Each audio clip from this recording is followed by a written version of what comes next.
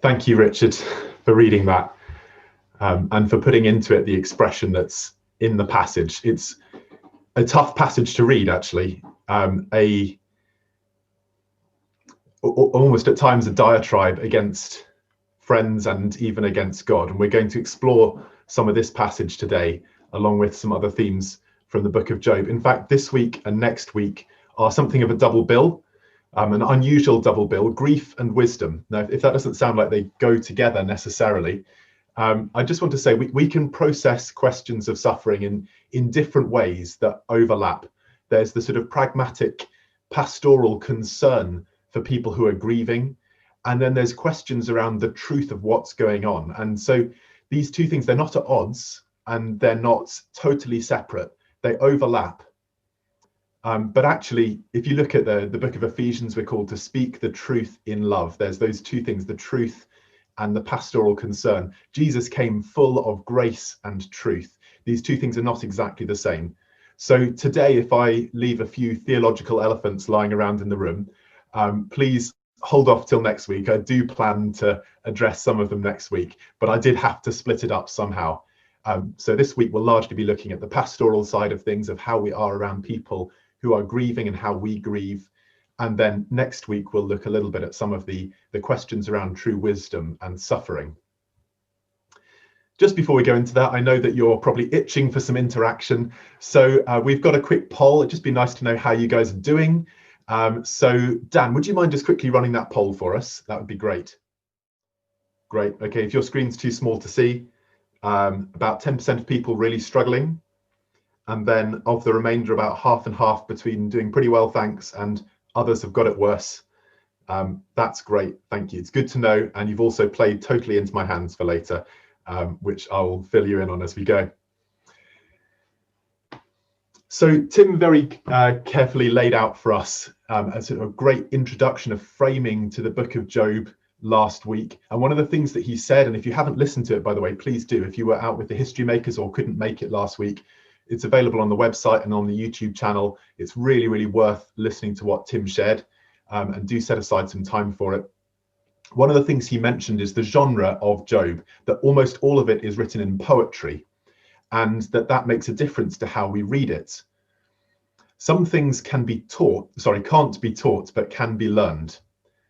So what do I mean by that? There are some things that it's a bit of a nightmare for somebody who's teaching, actually. You think there's no way I can bring you to total comprehension on this. There's no way I myself can totally comprehend it, but we can still learn it. Tim already mentioned that poetry invites us onto a personal journey. It invites personal engagement. I want to build on that and say, in addition, poetry captures mystery. And I use that word in its strict theological sense. It's not sort of Scooby-Doo and who's behind the mask. We're talking mystery in the sense of something deep and true about God that we will not ever fully comprehend. Or perhaps some of these mysteries we will comprehend one day when we're face to face. But I suspect many of them we will go on growing in understanding of throughout eternity as we start to plumb the depths of who God is. There are mysteries that are intentionally left that way because if God is God, it's true and right that he is totally beyond our understanding in some regards. And poetry invites us into that mystery. The idea is not to fully comprehend and to strip it down to bullet points and have it nicely framed in our minds. This is what this poetry is and does and means. The idea is to come to it and be shaped again and again and again.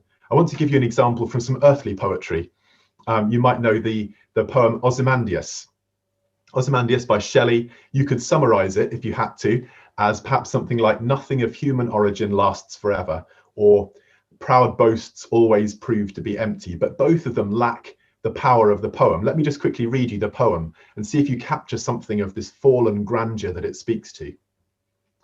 I met a traveller from an antique land who said, "Two vast and trunkless legs of stone stand in the desert. Near them, on the sand, half sunk, a shattered visage lies, whose frown and wrinkled lip and sneer of cold command tell that its sculptor well those passions read which yet survive, stamped on these lifeless things. The hand that mocked them and the heart that fed, and on the pedestal these words appear, my name is Ozymandias, King of kings, look on my works, ye mighty, and despair. Nothing beside remains. Round the decay of that colossal wreck, boundless and bare, the lone and level sands stretch far away. You see, just in that short passage of poetry, it invites you into something of that mystery of how somebody can seem to have the whole world under them, and yet in just a short time it all crumbles and disappears. And that sense of loss and arrogance and misplaced pride, all captured in there. This is part of our experience as we read Job. We are expecting to come to it not just to comprehend and not to build a framework for how we process grief or suffering, or so that we can give a snappy answer to somebody. We come to it to be changed by God's wisdom. And there's one particular part of the book of Job that's quite helpful with this. And this is the character Elihu, who is introduced about halfway through between the friends' dialogues and when God speaks. And Elihu is introduced with, he gets a genealogy, but no other sort of intro. We don't know if he's one of Job's friends. We don't know where he came from, when he showed up. And unlike the friends, we don't get God's perspective on what he shared. God doesn't say, listen, you didn't speak right of me, like Job, which he says to the other three friends. And so we're left wondering, is Elihu speaking true wisdom? Is it the voice of God kind of prepping Job? Is it another sort of futile voice lacking wisdom? And actually the most compelling answer that I have found, I don't know if there necessarily is a fixed answer to this, but the most compelling answer I found is that Elihu is partly the voice of the reader. He sort of gets it. He reminds us a bit of us. He has good but ultimately flawed theology, good but flawed wisdom and insight.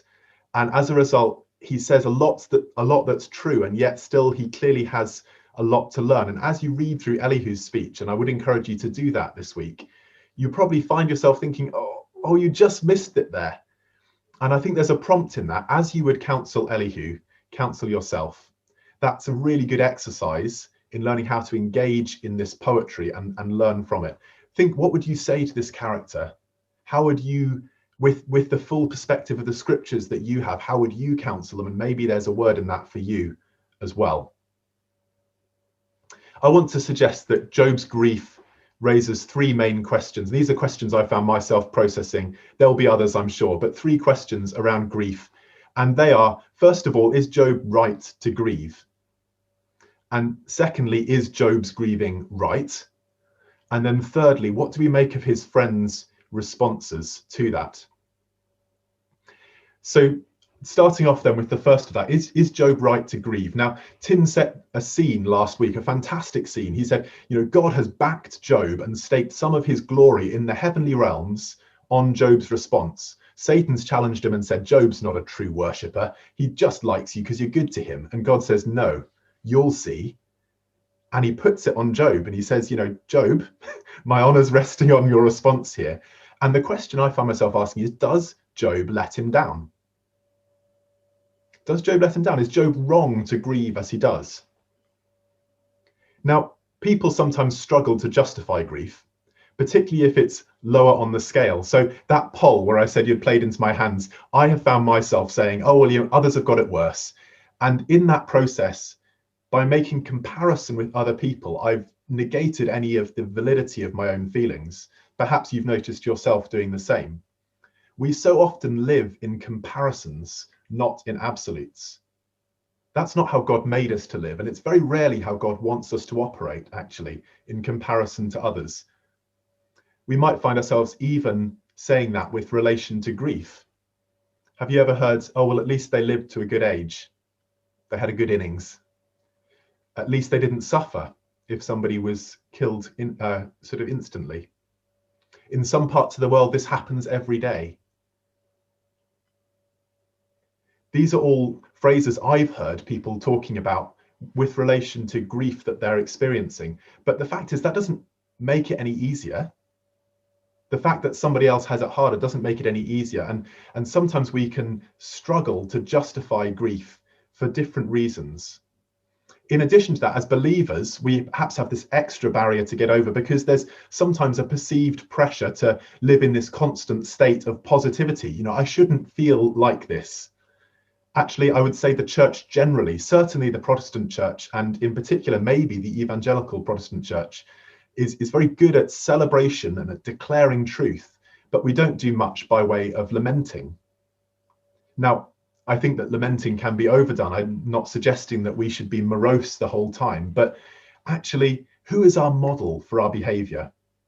Who is the one we look to above all others as the example of how we as human beings should live? It's Jesus Christ. Did Jesus ever grieve? Absolutely he did.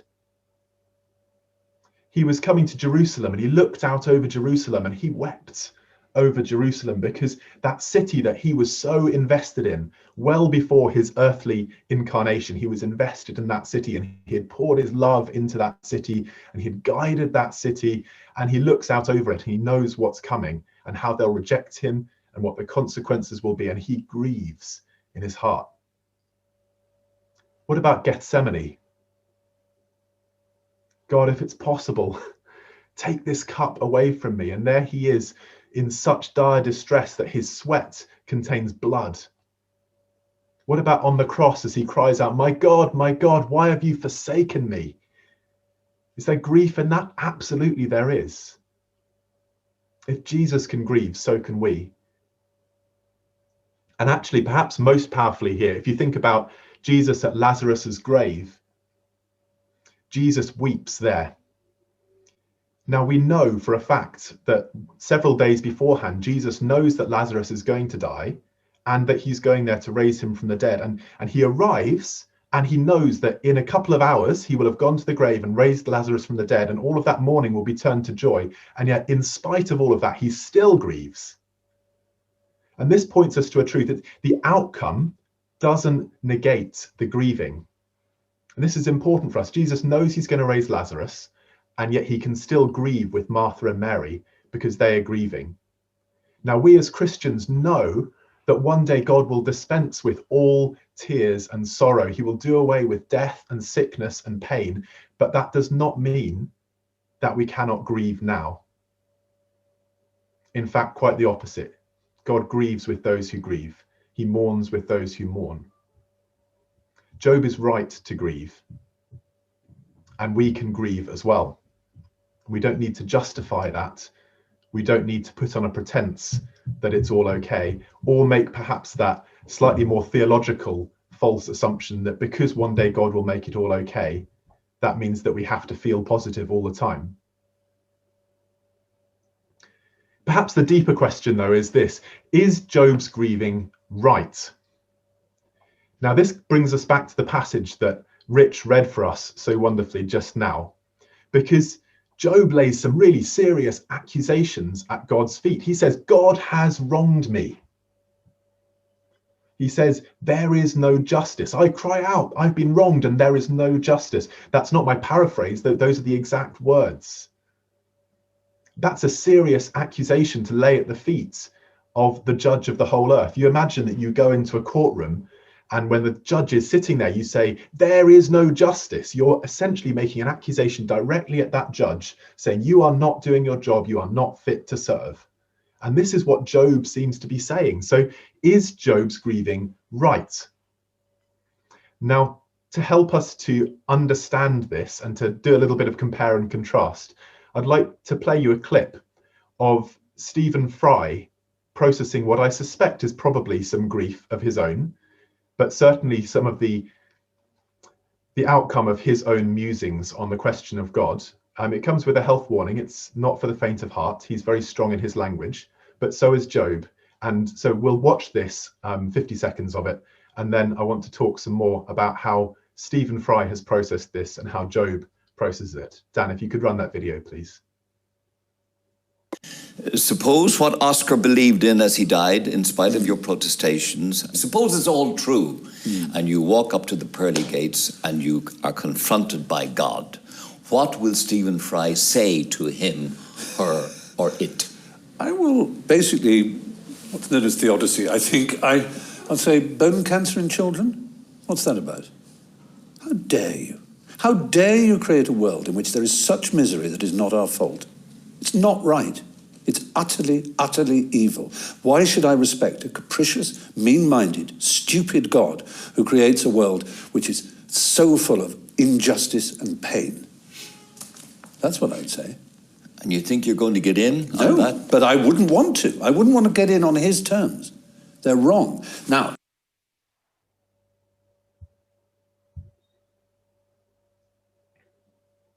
on the face of things, we're actually seeing two similar responses. There's all this evil in the world. It's not being dealt with by a God who supposedly is powerful enough to deal with it. That's wrong. It's not right. And yet there's such a difference in spirit between reading Job's words and hearing those words from Stephen Fry. And if those produce a strong reaction in you, good, because they should do. They're angry words directed in malice against the Almighty God. But what is the difference between the two? I want to suggest Job's response in Job 19. And if you want to open your Bibles there to the passage that Rich read for us, then please do. Job's response in Job 19 actually has another parallel in the scriptures in Lamentations chapter 3. In Lamentations 3, Jeremiah, we believe, wrote Lamentations. He says, God, you've ground my face in the dirt, in the gravel, all my teeth are broken. He paints this picture of God having sort of really just broken him and his people. And then he says, but this I call to mind and I have hope. Because of the Lord's great love, we're not consumed. His mercies are new every morning. Great is your faithfulness. That passage that we quote so often, that's inspired hymns, comes out of this place of accusation to God of what God has done, of this place of sort of wrestling with God as to why have you done this to me? And yet then he comes out with this beautiful statement about what God has done as well, that his mercies are new every morning. What does Job say off the back of that angry passage we read? He's just said, have pity on me, my friends, have pity, for the hand of God has struck me. Why do you pursue me as God does? Will you never get enough of my flesh?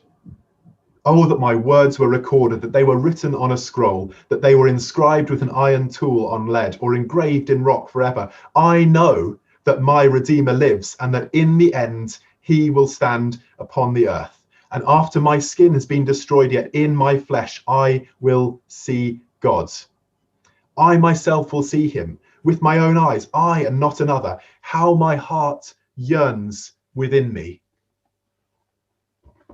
And here we see the difference. Stephen Fry says, I don't want to get in on his terms. Job says, despite all of this, despite the fact that I feel like I've been wronged by God, I yearn to be with God.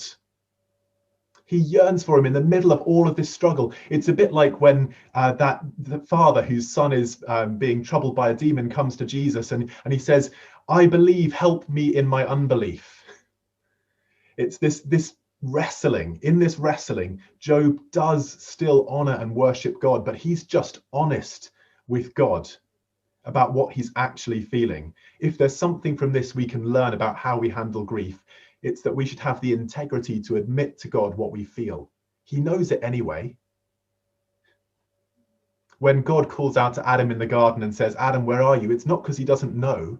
It's because he doesn't want Adam to put up any pretense between him and God. And we find the same with Job. Job says some angry words to God, but he's opening his heart, and his heart is still one of worship. In the midst of pouring out whatever we truly feel, whether it's about the current situation you're in, whether it's about loved ones you've lost, whether it's about the example Tim gave last week of his friend whose life has been blighted by disability. Whatever it is you're calling out to, in the middle of that, you can still call out to God and yearn for him. And Job lays out a way for us to do that. If you can't get your head around that, and I can't fully, it is a mystery. It has something to do with our frailty as humans and God's knowledge of that frailty. We can grieve and worship at the same time. What do we make of Job's friends in all of this? Well, they start off just by being silent, and actually that's probably the best thing they do. I have to say I probably agree with Tim that silence appears to have come out of a total bankruptcy, but actually they sit with him, they're present with him. They do at least make that journey to go and be with him. In coming up to this talk, I spent some time talking with a really good friend of Caroline and I's called Keith. We've spoken about him before. He lost his wife, Eileen, just this year to breast cancer. But he and Eileen also lost their second child, a lovely boy called Jonathan, to cot death when he was very young. And so I spent some time asking him from his experience. He's a headmaster by trade, but he's also been a pastor and a pastoral leader for many, many years. And I asked him what his thoughts were on how people can be with those who are grieving. He said, look, it's okay not to know what to say. So many people don't know what to say. And the answer to that is not to do what some of their friends did when they lost their child and crossed the street to avoid speaking to them, but just to admit it. It's okay to say, I'm so sorry for your loss. I don't know what to say. I wish there was something I could do. That's all right. It's honest, and you're being there with them. Job's friends in that regard are actually quite helpful. Their silence is quite helpful. Just another practical thing as well, dialogue puts people on the spot, and we actually see that coming here. Job's friends' attempt to engage with him actually end up pushing him more and more into a corner, and he has to process what they're saying and how he feels all in one go. Actually, sometimes writing a card, it wasn't necessarily an option for Job's friends, but it is for us. Writing a card or a letter can be much more helpful, because somebody can pick it up and they can read it, and if it's too much, they can put it down again. They can choose when they read it. They could have a drawer full of things that they haven't read 6 months later, or they could read it all the next day. But just taking some time to put down your thoughts, love, perhaps memories of somebody who's been, who's passed away, somebody they've lost, putting them down in writing can be a really precious thing. Remembering that it's all for the benefit of the griever and not for your benefit. And that really comes to the second reflection on the friends, because the friends are far more concerned with justifying themselves and their own honor and their own wisdom and being right. So Zophar, just in chapter 20, just after the passage we read, Zophar the Naamathite replied, "My troubled thoughts prompt me to answer because I'm greatly disturbed. I hear a rebuke that dishonors me. My understanding inspires me to reply." What's he concerned there? He's concerned that somehow he's looked bad in this interaction and he's got to justify himself. And he's concerned that perhaps somebody might think that he's wrong. And goodness me, that's not okay, is it? That won't do. And so he continues to speak words that hurt Job. And this comes back again to not crossing the street to avoid the conversation. We might feel awkward around people who are grieving, particularly if we haven't experienced that same kind of grief that they are themselves experiencing. But our awkwardness should not be a barrier to us showing love. Many times people would rather receive love with a little bit of awkwardness than silence, or sort of conceited words. Let's make sure that when we are with people who are grieving, our focus is on blessing them and not on how we feel. And in fact, this focus on how they might feel is another thing that Job's friends clearly lack. They have no empathy. They make no attempt to consider how Job feels. Actually, even when we totally disagree with somebody, and in this case, Job's friends do disagree with him, even when we totally disagree with somebody, empathy matters.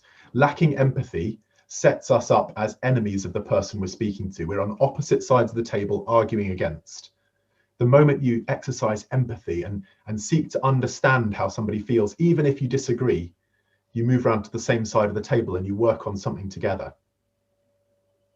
Job's words at the beginning of that passage that Rich read, "How long will you torment me and crush me with words? 10 times now you've reproached me. Shamelessly you attack me." These are the words of somebody who he knows he's not being understood. There is no attempt being made to understand how he feels. His friends lack endurance as well. In Job 6, he says this, "My brothers are as undependable as intermittent streams, as the streams that overflow when darkened by thawing ice and swollen with melting snow, but that stop flowing in the dry season, and in the heat vanish from their channels. Caravans turn aside from their routes, they go off into the wasteland and perish." Job's friends are not dependable and they don't stick with him. This is really important as well, because when something's in the news, we hear about it, don't we, for the first day or 2 days perhaps, and then it goes out of the news and almost everybody forgets about it, apart from the people who are closest to it. And it can be the same with grief. When we first hear that somebody's been bereaved, or that they've had some really bad news, or perhaps they've lost their job, whatever that grief might be around, there's an initial response of wanting to be there for them, but then it starts to fade. And 2 months down the line, when the shock's over, but the loss has set in, they find themselves isolated and alone. There's a call for us to be enduring friends who are still there in 2 months' time, who in 6 months' time still invite them over for dinner, who send cards or maybe just give a phone call a year afterwards on the anniversary, or whatever it might be. There's a call to be enduring friends. There's a call to patience as well. Job's friends lack patience. They see something they don't like in Job's response and they jump on him for it. Do we make allowance for other people's weaknesses, particularly when they're at their extremity? If God can do so, and he does, because he says to his friends, "You've not spoken right of me as my servant Job has."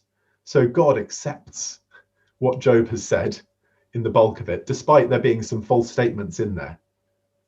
If God can do that, we can also have patience. Clearly, Job's friends lack wisdom. We'll talk more about that next week. I just want to close, though, with one thought, which is this. This is all Old Testament. And sometimes we look at the Old Testament and we say, okay, well, that's all very well, but now we have Jesus. How does that change things? We've said, yes, Job should grieve, and the way that he grieves is not necessarily wrong because he's open with God. And we say that his friends have not adequately and not adequately helped him in his grief. But how has this all changed now that we see Jesus? Aren't we now in an era of sort of undeniable hope, certain resurrection bought with the blood of Christ? Doesn't that take us from victory to victory, glory to glory, and sort of unending triumphal ruling in life? Those are all phrases from the scriptures. But the answer is no, there is still a legitimate place for suffering and for grieving in that new order of things. We do have a more perfect revelation of God in Jesus Christ. We have the perfect revelation of God in Jesus Christ, but that does not change the fact that there's a place for suffering. All it does is it clarifies the purpose of that suffering. Tim mentioned last week that Job never gets to see what goes on in the throne room. He never gets to see that his suffering and the way that he processes it glorifies God. But with Christ, we do see that. Because what was foreshadowed in the patriarchs' lives and what's implied in the prophets is fully demonstrated in Jesus Christ's suffering and death for us. Looking forward to his death in John 12, Jesus says, "Now my soul is troubled. What shall I say? Father, save me from this hour? No, it was for this very reason that I came to this hour. Father, glorify your name." Jesus comes face to face with suffering, and his response is not, "Take me out of this suffering," but "God, bring yourself glory through this." Are we willing to allow our suffering and our grieving to glorify God? Stephen Fry and Job both experienced some degree of grief, and they've processed it. One of them has spoken evil about God, and one of them has spoken words which we still go back to now in order to learn more about God and better glorify him. Paul writes this in 1 Corinthians 4. "For it seems to me that God has put us apostles on display at the end of the procession, like those condemned to die in the arena. We have been made a spectacle to the whole universe, to angels as well as to human beings. We are fools for Christ, though you are so wise in Christ." He's being a bit sarcastic there to his recipients. "We are weak, but you are strong. You are honored, we are dishonored. To this very hour, we go hungry and thirsty. We are in rags. We are brutally treated. We are homeless. We work hard with our own hands. And when we are cursed, we bless. When we are persecuted, we endure it. When we are slandered, we answer kindly. We have become the scum of the earth, the garbage of this world, right up to this moment." And in his second letter to the Corinthians, he builds on this and he says this: "We always carry around in our body the death of Jesus, so that the life of Jesus may also be revealed in our body. So I want to finish with the question, are we willing to allow our response to suffering and grief to serve to glorify God? All of heaven is watching.